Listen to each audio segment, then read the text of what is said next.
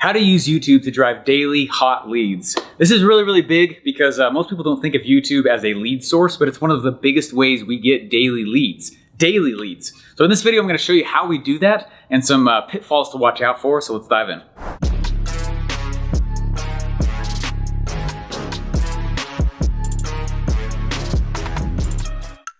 All right, the very first piece of content I ever put out ever was I remember I had to pedal it like crazy, man. I had to invite everyone. I made posts. I invited friends and family. I got 40 downloads. I was like, yeah, 40 downloads. And I don't know why I never really stopped to ask if there's a more effective way. But I went through about 2 years like that. And I mean, they did well. I crossed 1 million downloads on a podcast show organically that I put together. We put lots of content platforms. I've done content for a long, long time.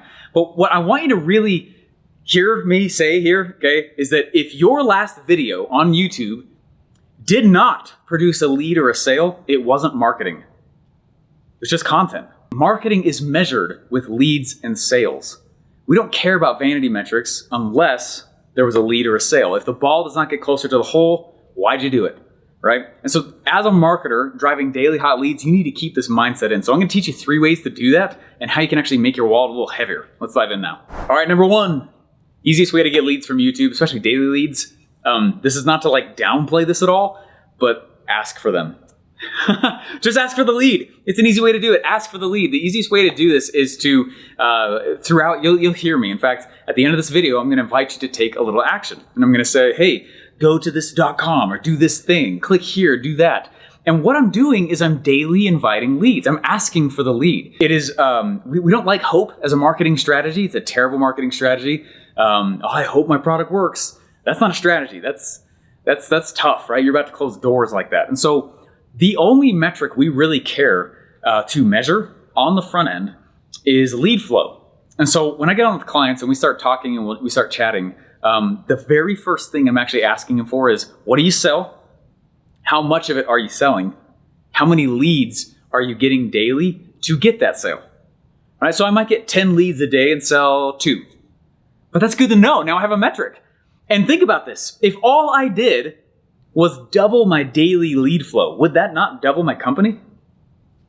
So just focus on that. And so as simple as that sounds, too often we're off saying, I need to get more views on my video, or I need to go off and I need more subscribers. And yes, that's great. Obviously, that's fantastic. But it's not what we actually measure. What we measure is daily lead flow and people moving forward when you say, hey, go do this thing. So in the description, I have this thing, or wherever it is that you're going to do it, ask people to move forward. And I like to do it like this. We get good at speaking in open loops, where we say, hey, go to blank to get blank, right? Go do this thing, go to this.com because you'll get XYZ.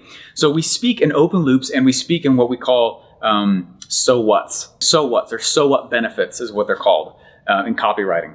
So I'm going to come in and say, hey, come get this pen so that you can write your novel, right? And what you're doing is you're actually selling novel writing, not the pen, right? You sell the whole, not the drill. Have you ever heard those phrases? And it's the exact same thing when it comes to talking on YouTube and the way you do call to actions. We need to sell the whole, not the drill. We need to sell the novel, not the pen. And so when you're talking in YouTube or any platform, but especially YouTube, when it's visual, and I have to interact you visually and entertain you visually, not just auditorily, what I have to do is I have to say, hey, go to this.com afterwards. I'm inviting you to become a lead, basically. And it's because of benefit. So what? Who cares, right? And what you do is you get good at speaking like that versus focusing so hardcore on just the product. Talk about your product, obviously, but remember that that's actually not what they're buying. They're buying the whole, not the drill. They're buying their book being written, not the pen. Talk the same way like that in YouTube. Okay, the second way to get a lot of daily hot leads with YouTube. This is one of my favorite stories. You guys know I'm a PT Barnum nut. I love stories of rich dad marketers. How do they get money without the internet? Right, really, really powerful skill set. This story is actually about a girl named Jenny Lind.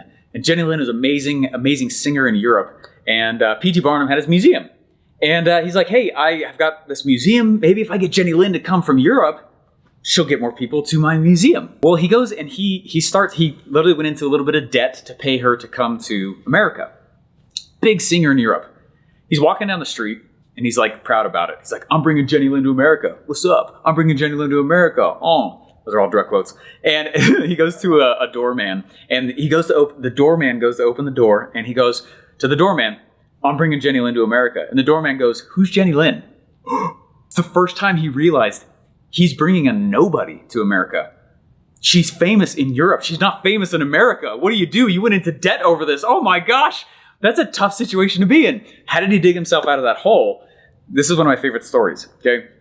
Now think about this as the way it relates to YouTube, because this is exactly what I do, okay? While Jenny Lin was getting on the ship, P.T. Barnum had her turn around and give a farewell speech. It's speculated that almost no one was there at the docks. She just gave the speech so he could run the story in America. Clever. And then while she's on the ship, she's coming over on the ship, he hires 40 reporters, and they start pumping the news full of her likes, her dislikes, her personality, what she likes to do, favorite types of songs to sing. I mean, they created, in the true sense, they created Jenny Lin in American pop culture. And they just started littering all over the place, just pumping into news stations, just newspapers, right? Lots of newspapers, tons and tons of stories, and they did not stop feeding the press until she got here, and then they continued it while they continued to sell it every single show. That's huge. Okay, now let's think about this. P.T. Barnum has a museum. The worst thing on planet Earth he could have done is to sit there and be like, I hope someone opens up that front door today and decides to pay me money. Leave the studio.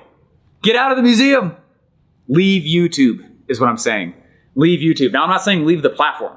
I'm saying if you're trying to get daily hot leads, one of the biggest ways we use YouTube to get leads, this is going to sound crazy, is we actually leave the platform. And what we do is we go to all the other social media platforms and we have an incredible army of, that's what I call them, of these amazing DMers that are asking people to come check out my videos and asking people to come check out my products. That's what they're doing right now. So I'm on the video with you right now. They're DMing people. They're saying, hey, come check this out. Did you know Steve has this thing? Oh, you're in this group. You like this too. Come on over here. And what that's doing is we're seeking the lead. Okay, we are seeking a lead. How much more money do you think you make when you're actively participating in your own lead gen? So much more money. So much more money. If you want daily hot leads, yes, you can build it and they will come a little bit, kind of. Not really though, right? The way you really make this happen is you go seek the lead. So what I do is I build the YouTube videos, and my YouTube videos aren't actually meant to get me vanity metrics. My YouTube videos get me a little bit of views. They get me, some ups and subscribers. It's awesome, really exciting. But what they really are assets for us to use in the DMs to overcome sales objections. It's awesome. We pulled my sales funnel into YouTube.